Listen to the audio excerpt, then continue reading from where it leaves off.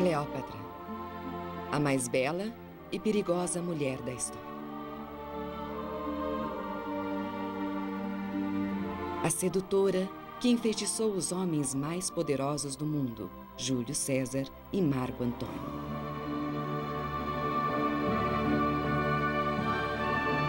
Esta lenda chegou até nós através de mitos e filmes. Mas seria esta a verdadeira Cleópatra? Ou isto é uma ficção criada por seus inimigos? Hoje, novas evidências estão revelando uma Cleópatra diferente.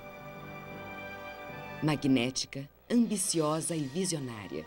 Uma rainha ousada que quase conquistou o mundo.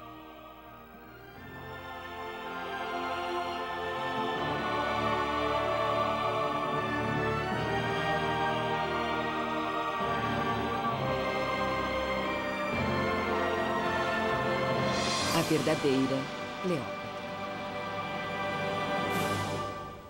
Há séculos, Cleópatra tem sido um enigma fascinante.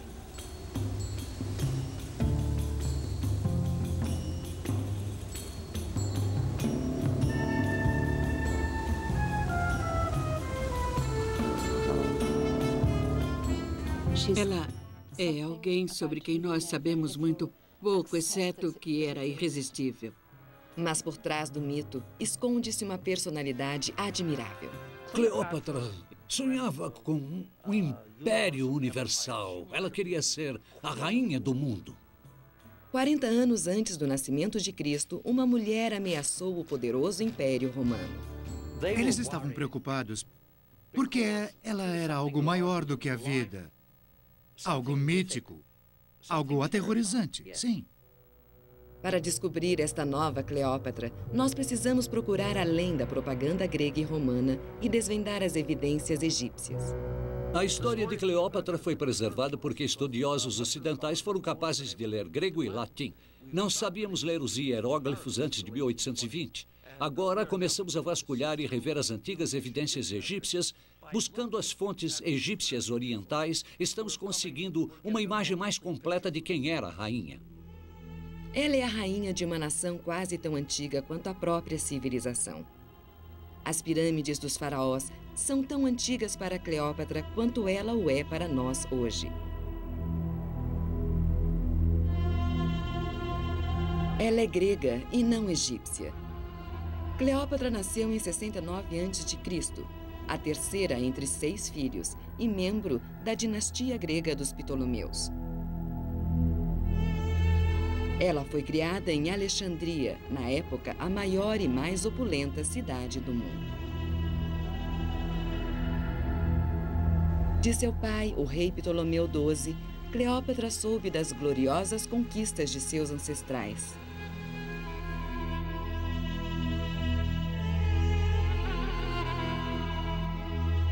A história de Cleópatra começa realmente quase 3 séculos antes de sua época, com Alexandre o Grande. Ele conquistou o Egito e a maior parte da Ásia, obcecado pela visão de um império único do Oriente e Ocidente. Depois de sua morte, um de seus generais tornou-se o rei do Egito, Ptolomeu I, o fundador da linhagem real de Cleópatra. Os 3 primeiros Ptolomeus expandiram seu império bem além das fronteiras do Egito. Mas na época de Cleópatra, o reino havia encolhido dramaticamente e estava em grande débito com Roma.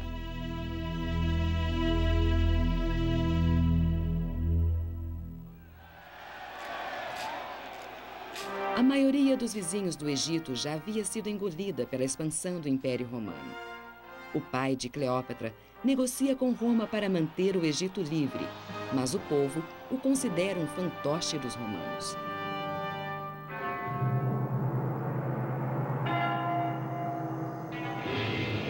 A ira popular afasta o pai de Cleópatra de Alexandria. Suas irmãs mais velhas roubam o trono. Ambas são assassinadas. Seu pai dilapida o tesouro e paga aos romanos uma fortuna para ter o trono de volta.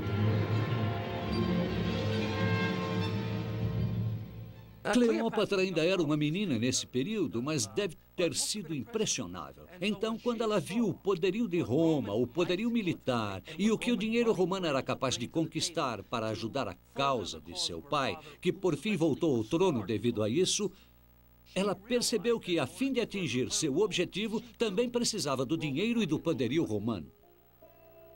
Ela jamais esqueceria as lições do poder romano. Com suas irmãs eliminadas, Cleópatra agora estava na linha direta para o trono. Ela é educada como regente em potencial, de acordo com o mais avançado currículo grego.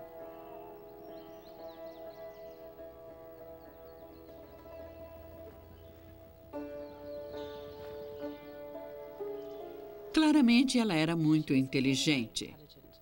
De acordo com Plutarco, ela falava 9 idiomas. Talvez isso seja um exagero, mas ela certamente foi, por exemplo, uma das primeiras, a primeira entre os regentes ptolomaicos do Egito a preocupar-se em aprender a falar o idioma egípcio. Todos os seus antecessores falavam grego, apenas o grego. E também, é claro, o que precisamos ter em mente é que ela era fruto de 3 séculos de constantes incestos. E o mais interessante sobre os incestos repetidos é que, apesar de, às vezes, produzir indivíduos pouco inteligentes, também pode concentrar os genes maravilhosamente, o que, obviamente, aconteceu no caso de Cleópatra. Quer dizer, produziu uma verdadeira concentração, um coquetel de brilhantismo nela. Nós não sabemos quem era a mãe de Cleópatra. A candidata mais provável, a primeira esposa de seu pai, sua irmã. Há uma longa tradição de casamentos entre irmãos entre os Ptolomeus. Toda essa coisa de irmãs e esposas, que eu costumo chamar de wifsters, é parcialmente herdada pela tradição faraônica. É parcialmente religiosa. Mas, além disso, eu acho que era uma forma de autoproteção em um período em que era muito difícil confiar em pessoas fora da família. Quando o pai de Cleópatra morreu, ele deixou seu reino para ela, então com 18 anos, e para seu irmão de 10 anos.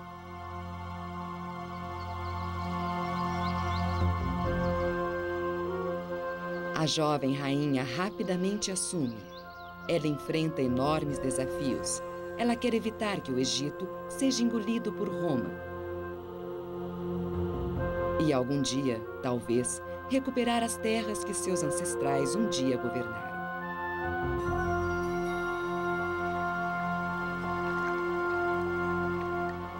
A Cleópatra da lenda é uma jovem mulher mimada e frívola, mas as evidências egípcias apresentam uma imagem bastante diferente. Eu acho que Cleópatra era uma rainha séria. Nós temos diversos decretos que ela baixou que mostram que ela realmente se preocupava com o Egito, que ela estava lidando de maneira muito positiva com os problemas que o país enfrentava. Houve alguns anos em que o Nilo ficou extremamente baixo e ocorreu escassez de milho. Apenas a cheia do Nilo impede a ocorrência da fome no Egito. Mas nos primeiros anos do reinado de Cleópatra, o Nilo falhou. Havia fome até mesmo na opulenta Alexandria. Ela divulgou um edito, ele resistiu em papiro, dizendo que nenhum milho deveria ser enviado pelo Nilo para o sul, onde talvez os preços fossem mais altos. Todo o milho deveria ser enviado para o norte, para Alexandria. Ela estava preocupada em alimentar o povo nas cidades de seu país, aqueles que não tinham acesso à comida. Para seus súditos egípcios, Cleópatra é uma estrangeira, uma grega. Para ganhar sua lealdade, ela percebe que deve adotar a antiga religião dos faraós. Ela não apenas adorará os seus deuses, ela se tornará uma deusa. Um monumento nos mostra Cleópatra reinando sozinha, vestida como um faraó, adorando a deusa Ísis. Nós sabemos que é Cleópatra pela inscrição grega.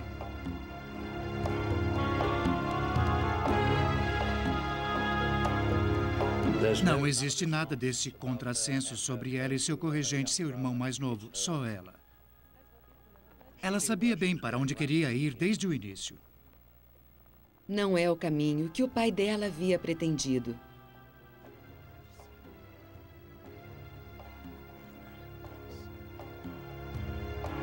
Sempre houve mulheres poderosas na dinastia ptolomaica antes de Cleópatra. Mas nenhuma ousou reclamar o trono para si mesma.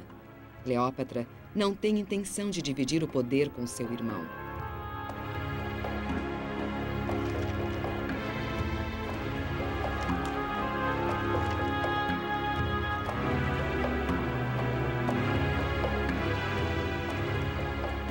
Mas seus planos ambiciosos custam muito caro. A jovem rainha do Egito é afastada do trono pelos simpatizantes de seu irmão. Ela busca proteção entre as tribos do deserto, mas ela voltará com o homem mais poderoso do mundo como seu aliado.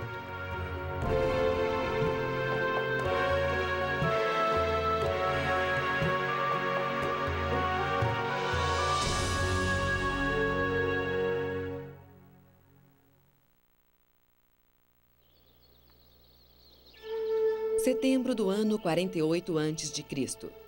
Enquanto Cleópatra reúne um exército no exílio, o novo homem forte de Roma chega ao porto de Alexandria. Júlio César veio recolher o enorme débito do falecido pai de Cleópatra com Roma. Para Cleópatra, o romano é tanto um estrangeiro perigoso quanto um possível aliado contra seu irmão, o rei adolescente.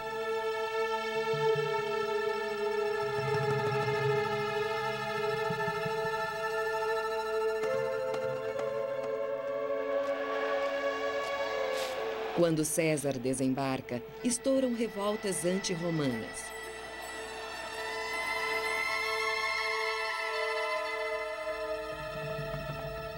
César não é facilmente atemorizado. Ele ocupa um palácio real, exigindo dinheiro e o fim da desavença familiar. Ele convoca Cleópatra e seu irmão.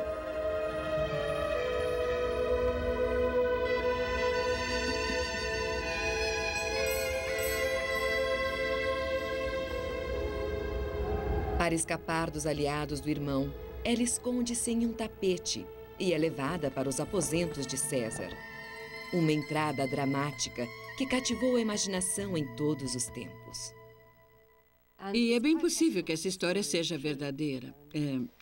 Ela tornou-se a base para centenas de representações mais ou menos pornográficas que mostram Cleópatra saindo de dentro do tapete como algum tipo de dançarina que sai de dentro de um bolo. E provavelmente não foi bem assim, mas a história é bem atestada e descreve uma jovem de grande coragem e iniciativa.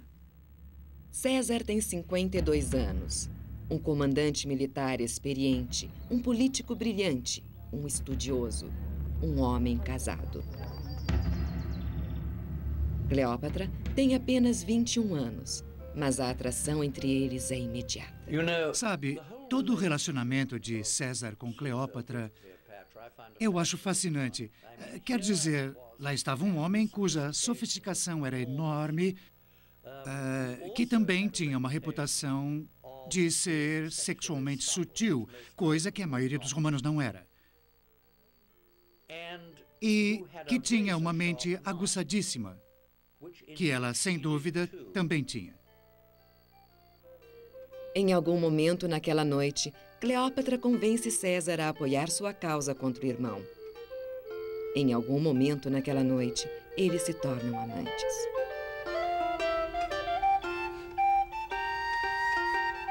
Então, como Cleópatra conquistou o poderoso César? A lenda fala de sua beleza irresistível. Mas as evidências históricas dizem o contrário.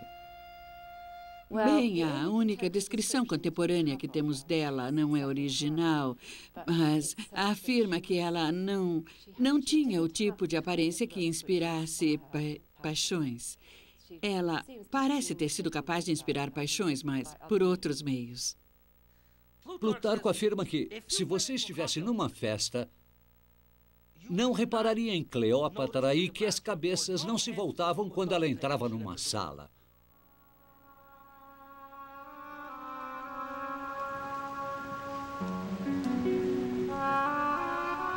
Quase todas as imagens de Cleópatra de sua própria época foram perdidas. Restaram apenas 3 bustos. Este é o mais lisonjeiro, o cabelo preso em um coque, um nariz grande e a larga tiara real identificando a rainha. Mas esta representação é acurada? Os bustos deste período eram frequentemente criados para fazer uma afirmação política, não para capturar a aparência de alguém.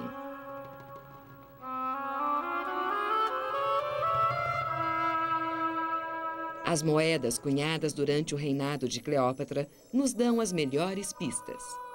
As moedas eram cunhadas sob suas ordens e supostamente tinham sua aprovação.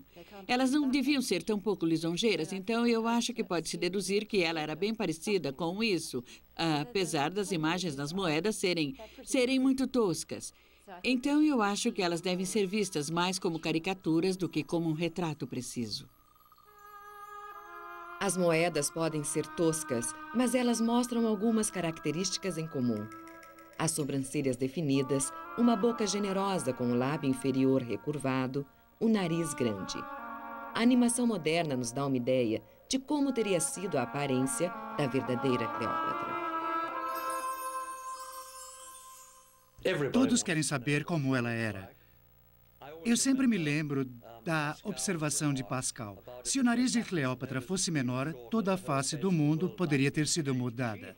Ela tinha o nariz dos Ptolomeus, que sempre foi forte. O que faltava em beleza à rainha era compensado pela personalidade. De acordo com o escritor grego Plutarco, ela era magnética.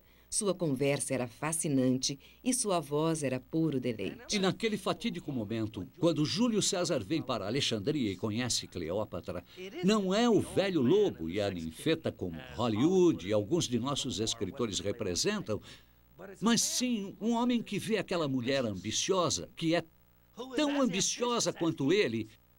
E acho que o relacionamento foi um encontro de intelectos. Aconteceu aquela química dinâmica. Os dois estavam buscando a mesma coisa.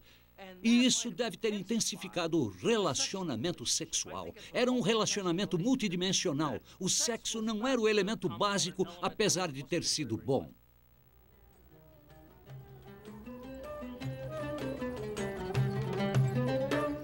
Na manhã seguinte à sua ligação com Cleópatra, César decreta que o irmão e a irmã deveriam se reconciliar e governar juntos o Egito.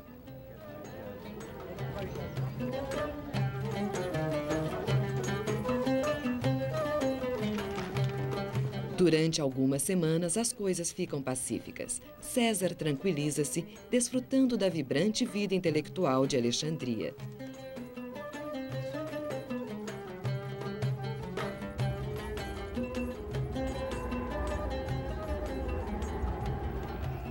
Mas a paz não dura. Os simpatizantes de seu irmão, o rei, deflagram uma sangrenta guerra civil. Depois de meses de luta, as forças de Cleópatra e César prevalecem. O rei adolescente afoga-se no Nilo. Novamente, César devolve o trono para Cleópatra. Seu irmão sobrevivente de 12 anos é feito seu marido e co-monarca. Mas, de fato, ela rege sozinha.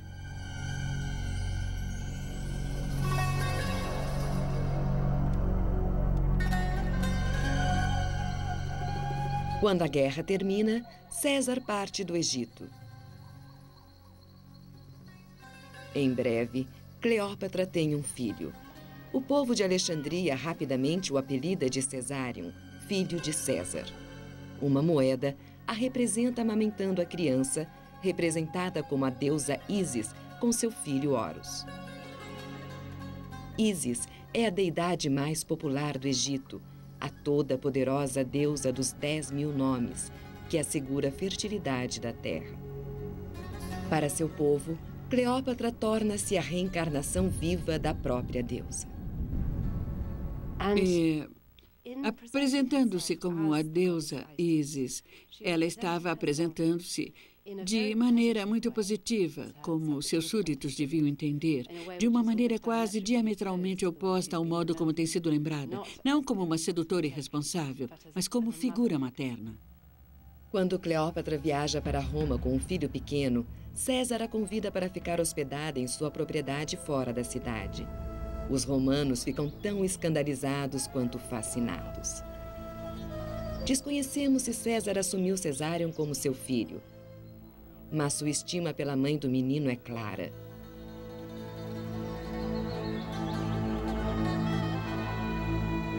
No novo templo de Vênus, ele coloca uma estátua de ouro de Cleópatra, uma declaração óbvia, sem dúvida.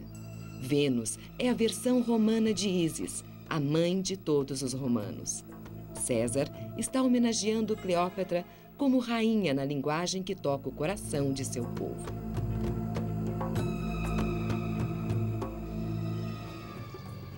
Alguns historiadores especulam que César e Cleópatra estavam formulando um espetacular esboço para um império.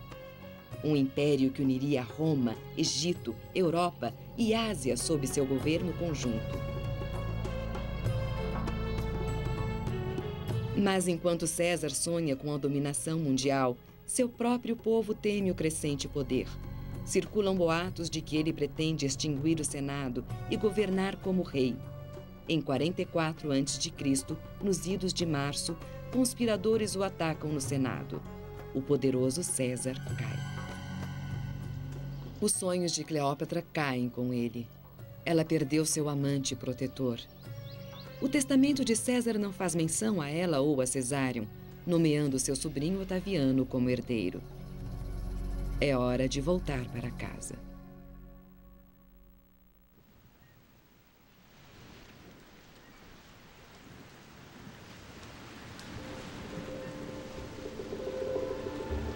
Algumas semanas depois de seu retorno a Alexandria, o corregente de Cleópatra, seu irmão mais novo, é morto, provavelmente assassinado sob suas ordens. Ela emancipa Cesário aos 3 anos para dividir com ela o trono. A rainha do Egito e o filho de César. Juntos, eles podem clamar para si todo o mundo mediterrâneo.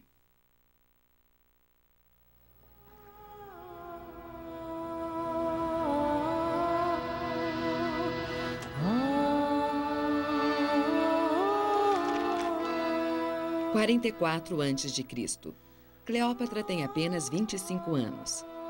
Depois da morte de César, Roma está um caos.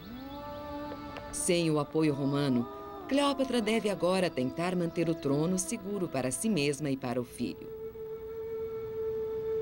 Para divulgar sua propaganda, a rainha usa a mídia dos antigos faraós, monumentos imponentes.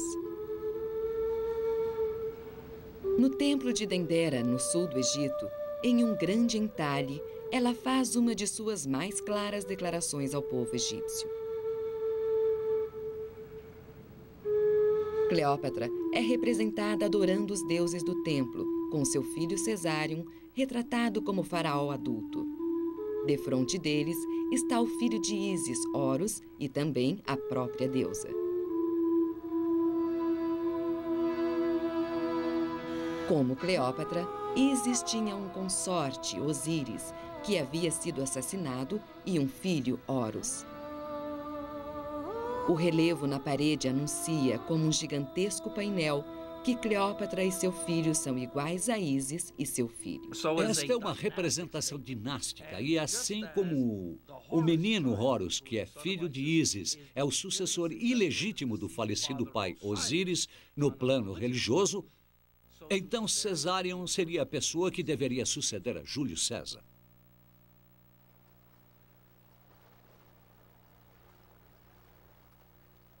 Em Roma, 2 homens assumiram o poder. Otaviano, sobrinho de César, com 19 anos, e Marco Antônio, homem de confiança de César. Marco Antônio e Otaviano dividem o império entre si. Otaviano fica com a Europa Ocidental e Marco Antônio toma as ricas províncias do Oriente perto do Egito.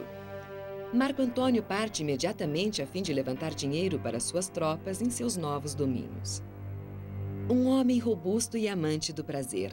Dizia-se que Marco Antônio tinha a aparência destemida e máscula do deus herói Hércules. Casado pela terceira vez, ele é um brilhante oficial da cavalaria, além de hábil orador e político.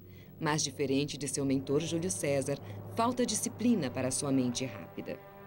César era um homem de autocontrole, que sabia precisamente o que fazia a qualquer tempo. Marco Antônio, por outro lado, era conhecido pela autoindulgência, gosto pela bebida, por ser irresistível para as mulheres e por não resistir às mulheres. Então, de muitas maneiras, ele era a antítese de César. Seus soldados o amavam, contanto que ele fosse bem-sucedido, porque ele era camarada, dava-se bem com eles.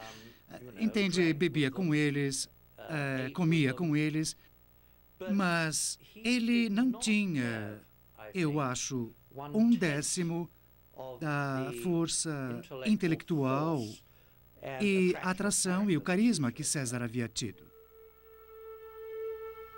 Enquanto viaja por seus novos domínios, Marco Antônio é conhecido como Novo Dionísio, o deus do vinho, do êxtase e da imortalidade.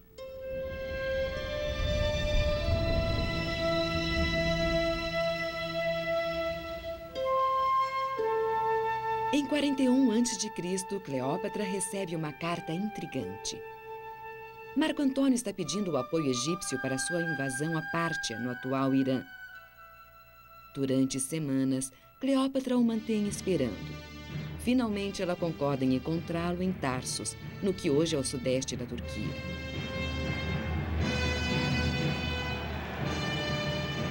Cleópatra organiza sua chegada como um retumbante espetáculo teatral, viajando no barco real com quilha de ouro e altíssimas velas púrpuras.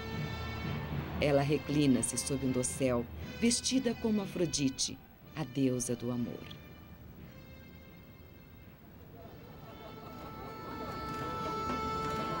Ela diverte Marco Antônio em um magnífico banquete que dura 4 dias. Novamente, um poderoso comandante romano sucumbe ao seu encanto. É um romance lendário, mas firmemente baseado na realidade política.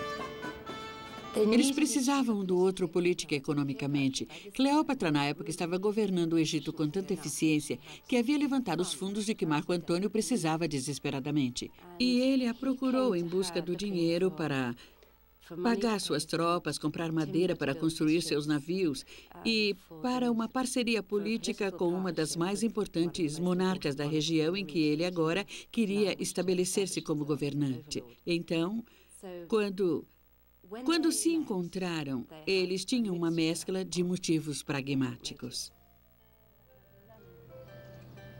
Cleópatra também tem seus planos ambiciosos. Ela espera que Marco Antônio possa substituir César como seu novo aliado. Apesar do grande teatro representado em Tarsos, Cleópatra toma suas aspirações conhecidas. Cleópatra retrata sua aliança com Marco Antônio como a união entre 2 deuses populares, Afrodite e Dionísio. É sua maneira de convidar Marco Antônio a reunir-se a ela como regente e governar o mundo mediterrâneo.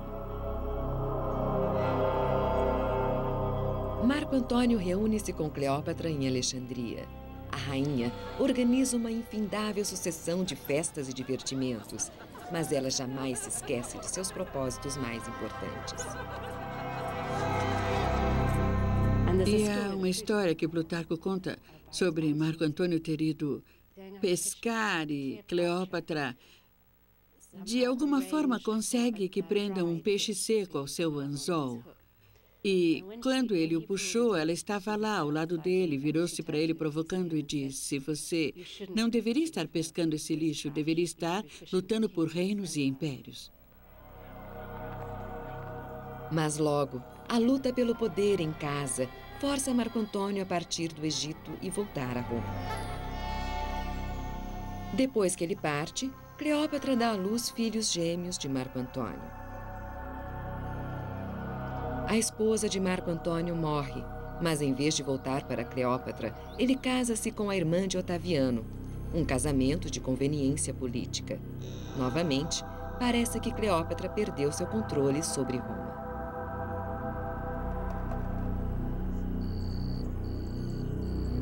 Nos 3 anos seguintes, ela dedica-se a governar o Egito. Ela é uma regente capaz e popular, mas recuperar o império de seus ancestrais parece estar além do seu alcance.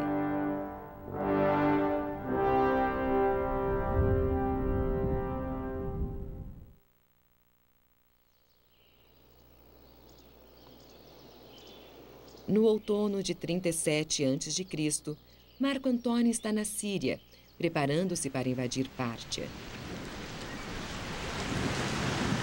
Ele convoca Cleópatra. Eles passam o inverno em uma reunião apaixonada, mas, como sempre, os amantes têm fortes motivações políticas. Cleópatra foi criada ouvindo as sagas da glória de seus ancestrais.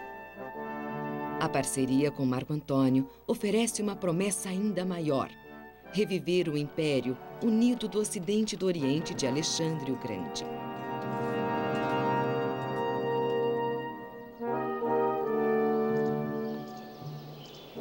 Cleópatra vai fornecer o dinheiro, os navios e os soldados. Em troca, ela pede um preço alto. Ela exige e recebe de Marco Antônio vastos territórios que estavam sob controle romano. De uma tacada, Cleópatra recuperou quase todos os domínios de seus ancestrais.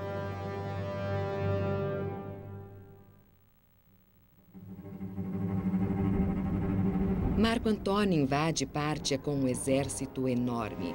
A campanha é um desastre. Na ocasião em que retorna à Síria, ele havia perdido quase a metade dos seus homens.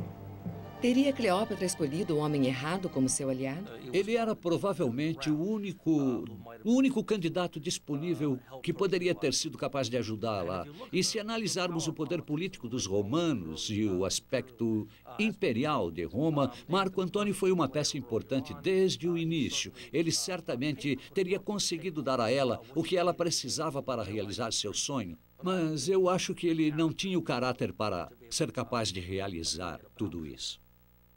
Ela precisava fazer dele o melhor que pudesse. E ela fez dele o melhor que pôde, mas não foi suficiente.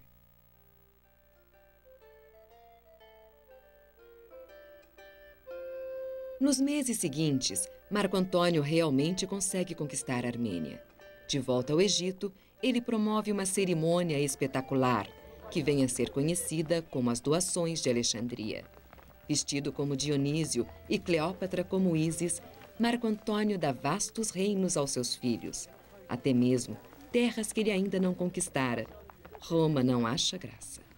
O motivo de Roma ter ficado tão ultrajada pelas doações de Alexandria é porque naquela ceninha teatral, uma enorme, imensa peça teatral, ficou muito claro de que o que Marco Antônio estava fazendo não era mais tentar conquistar domínios para Roma. Ele estava tentando construir um império para si mesmo, com Cleópatra como parceira.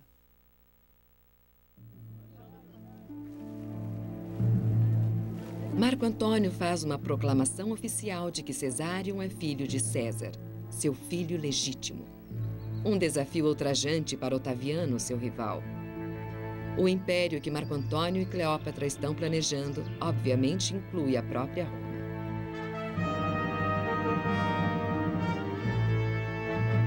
Uma moeda oficial romana é cunhada por Marco Antônio com sua própria figura de um lado e uma radical nova imagem de Cleópatra do outro. Seu perfil jovial é substituído por uma face mais velha, com feições severas, quase masculinas. Um retrato destinado a adequar-se às noções romanas de uma matrona virtuosa. Otaviano revida. Ele lança uma amarga batalha de propaganda contra Cleópatra. Sua descrição dela sobreviveu durante 2000 anos. Imoral, perigosa, promíscua. A rainha depravada que se fatiga fornicando com os serviçais. Afirma-se que qualquer homem que recuse-se a dormir com ela enfrenta a execução. Eu acho que não. Não há evidências concretas de que ela tenha tido qualquer outras ligações sexuais, exceto primeiro com Júlio César e depois com Marco Antônio. Para Otaviano, Marco Antônio tornara-se um homem enfeitiçado pelo amor. Cleópatra havia transformado um grande soldado romano em um escravo sem vontade própria.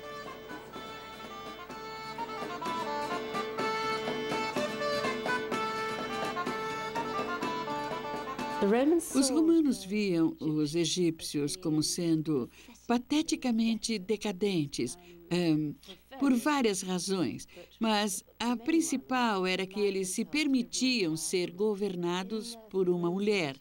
Nas referências romanas, você encontra o verdadeiro horror que acontecia a um homem se ele permite que uma mulher tenha algum tipo de influência sobre ele, qualquer que seja. E é claro também, isso mesclado a um tipo de medo sexual e o horror da atração sexual que as mulheres podem exercer.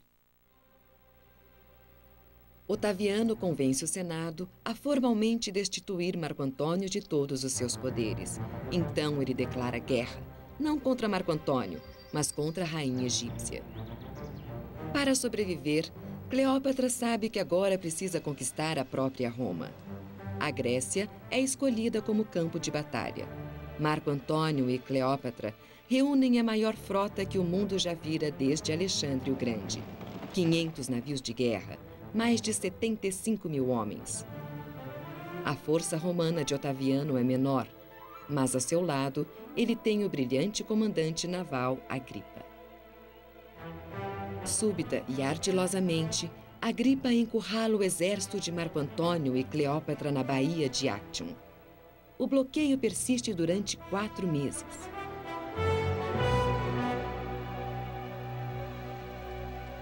Para escapar, os oficiais de Marco Antônio preferem a batalha em terra. Mas Cleópatra não abandonará seus navios. Em 2 de setembro de 31 a.C., sua frota avança para enfrentar a armada romana. A Batalha de Actium é um fiasco. A esquadra de Cleópatra, com 60 navios, passa pelas linhas romanas e escapa, com o tesouro do Egito intacto. Marco Antônio a segue rapidamente, deixando para trás sua frota, para ser esmagada pelas forças de Otaviano.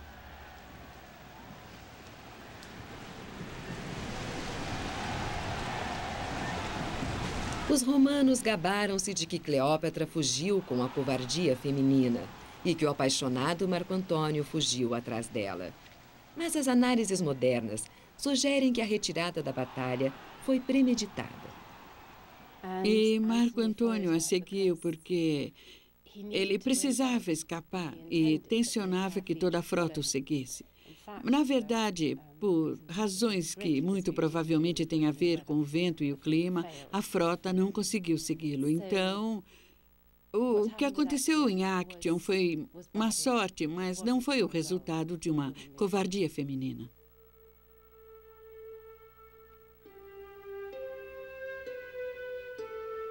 A bordo da nau capitânia de Cleópatra, Marco Antônio isola-se por 3 dias, incapaz de falar.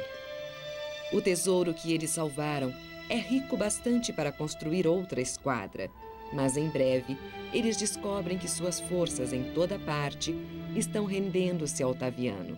Desolados, eles retornam para Alexandria.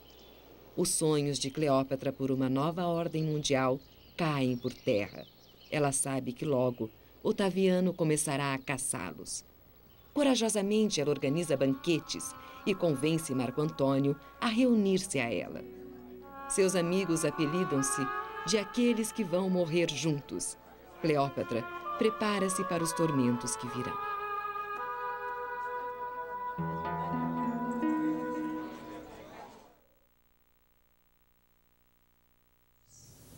Na primavera de 30 a.C., Cleópatra fica sabendo que Otaviano está a caminho com seus exércitos.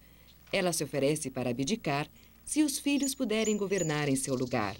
Marco Antônio oferece a própria vida para salvar a de Cleópatra. Otaviano ignora suas ofertas.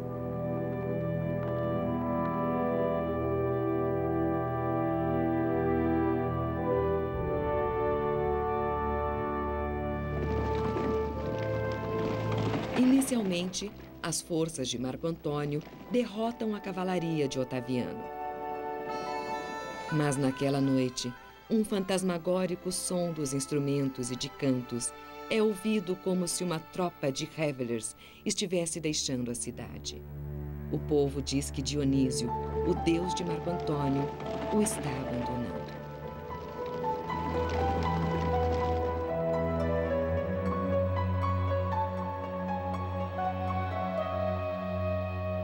No dia seguinte, ouvindo um boato de que Cleópatra está morta, Marco Antônio apunhala-se. Ele é levado para Cleópatra e morre em seus braços.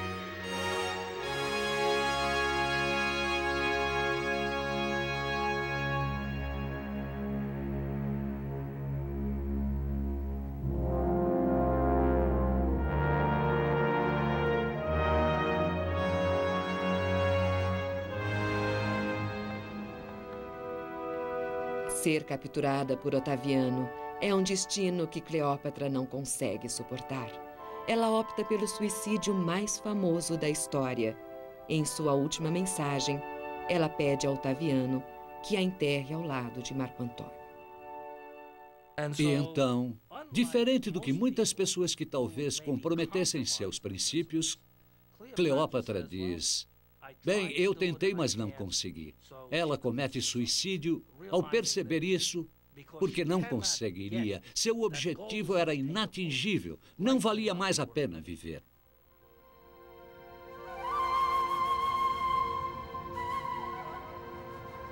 Nos funerais, Cleópatra é vestida com os trajes de Ísis e usa a coroa da monarquia divina. Não se sabe como ela morreu, mas diz a lenda que ela sucumbiu ao veneno de uma naja escondida em um cesto de figos. 2 pequenas perfurações são encontradas em seu braço.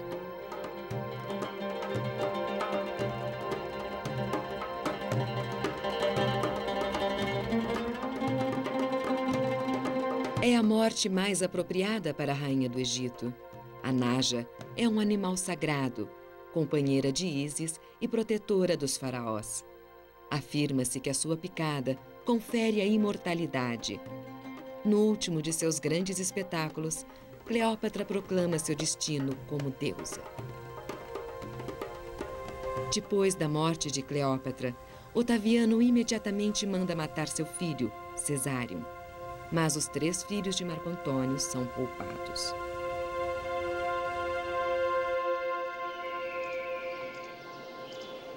Otaviano transforma o Egito em uma província do Império Romano.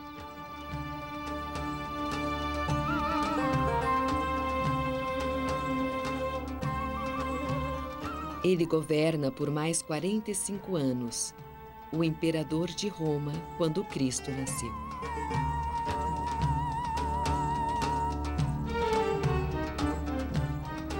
Uma era está terminada.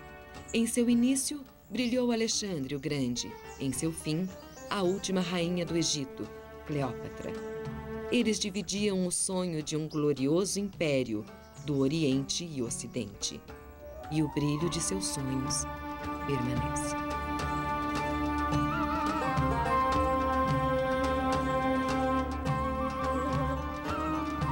Durante 2000 anos, o mundo ocidental lembrou-se da história romana de Cleópatra, a sedutora perversa, a amante de César e Marco Antônio. Mas estamos descobrindo que uma versão bem diferente prevaleceu no Egito. Lá, por centenas de anos depois de sua morte, Cleópatra foi reverenciada como uma patriota, heróica e brilhante. Uma rainha que reconstruiu seu país, uma rainha batalhadora, uma rainha que manteve Roma sob controle durante 20 anos. No final do reinado de Cleópatra, ela havia governado com tanta eficiência que seu tesouro foi suficiente para causar uma queda de mais de 2/3 nas taxas de juros de Roma, quando o tesouro foi levado para lá. E o que torna o caráter de Cleópatra tão maravilhoso é que ela não se comportava como homem ou mulher, mas, na minha opinião, da maneira que um indivíduo faria guiado pela moralidade e obstinação.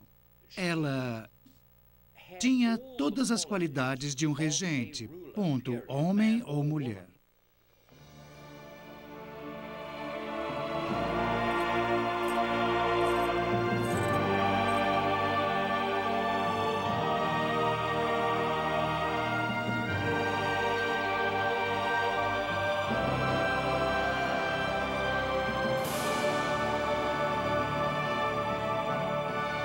Setecentos anos depois de sua morte, um homem santo egípcio a chamou de a mais ilustre e sábia entre as mulheres.